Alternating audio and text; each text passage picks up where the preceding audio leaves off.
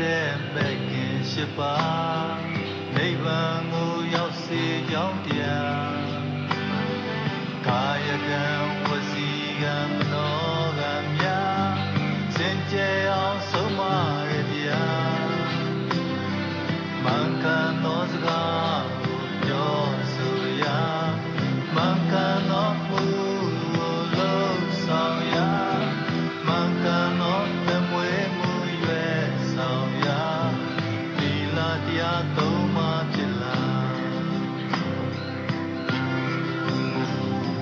ဒုက္ခရောချုပ်ရာမြတ်နိဗ္ဗာန်လာမဲ့ခင်ပေါင်းစည်းလို့တလားဒုက္ခရောငြိမ်းရာမြတ်နိဗ္ဗာန်လာသူတော်စင်တို့လျှောက်တဲ့လားကိလေသာပဲတတ်တဲ့မဲ့ခင်ရှိပါတဏှာကလွတ်စေကြောင်းတရားကာယကံဝစီကံမနောကံများစင်ကြယ်အောင်စေကြောမဲ့တရားမှန်ကန်သောအာထုံမှုရှိစေရာ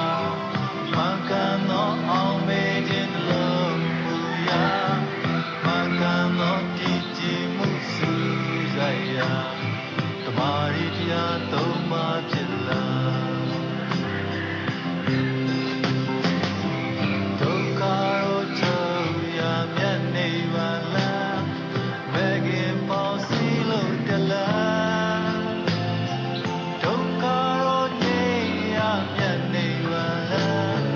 သူတော်စင်တို့လျှောက်တဲ့လား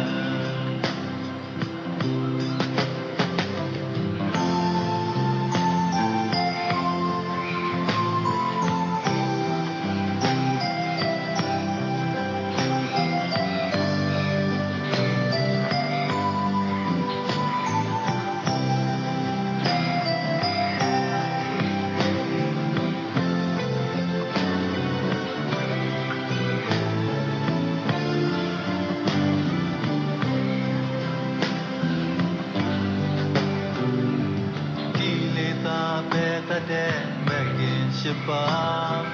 ရိယာရေကြည်ကြံသောတရားကာယကံဝစီကံမနောကံများ